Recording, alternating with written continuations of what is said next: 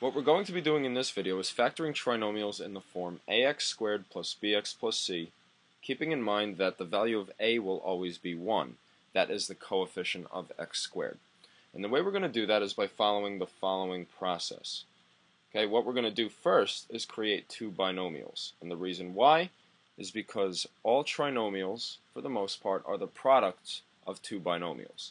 So in our example at the bottom, x squared plus 5x plus 4, to factor that, the first thing we're going to do is open up our two binomials, which we sometimes refer to as the double bubble. Now, once we have that, we have to fill in the information. And the first thing we're going to fill in is the first term in each binomial. That first term is going to be what you see in step 2. The first term should multiply to the first term in the trinomial ax squared, which in our first example is just x squared. And we know that x times x gives us a product of x squared. Now the harder part is filling in the rest of the information, but that is what you see in step 3. The rest of the information that you fill in should have a product equal to c, which in our case is positive 4, and have a sum at the same time that's equal to b, which in this case is positive 5. So you have to ask yourself, what two numbers multiply to positive 4 and add up to positive 5 at the same time?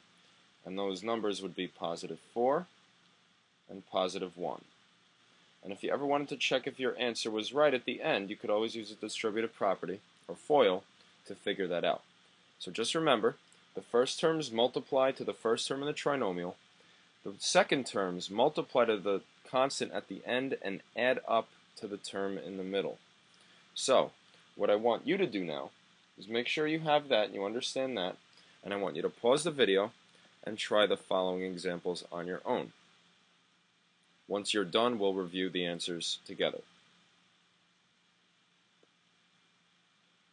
Okay, so hopefully you've paused the video and you've tried them. Now we're going to go over the answers pretty quickly. So, first, x squared plus 7x plus 12. Again, you open up your two binomials first. Ask yourself, what multiplies to x squared? It would be x and x. Now ask yourself, what multiplies to positive 12 and adds up to 7? Those values would be positive 4 and positive 3. Now the second one, a squared plus 8a minus 20. Ask yourself this. After you open up your two binomials, split up the a squared to a and a. Sorry about the handwriting, I'm using my fingers for this. That's an a on the left. What two numbers multiply to negative 20 but also add up to positive 8?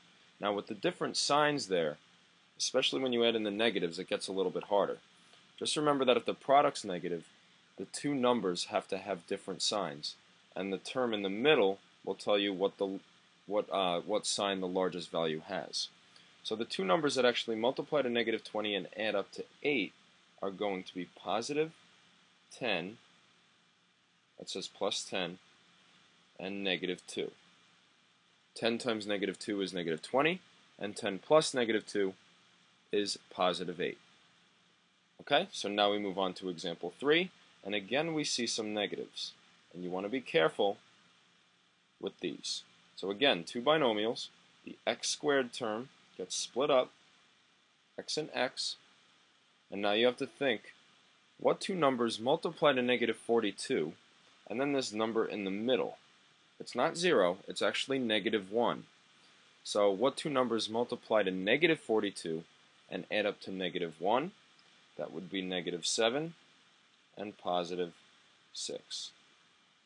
And the last example, where we have c squared minus 4c plus 3.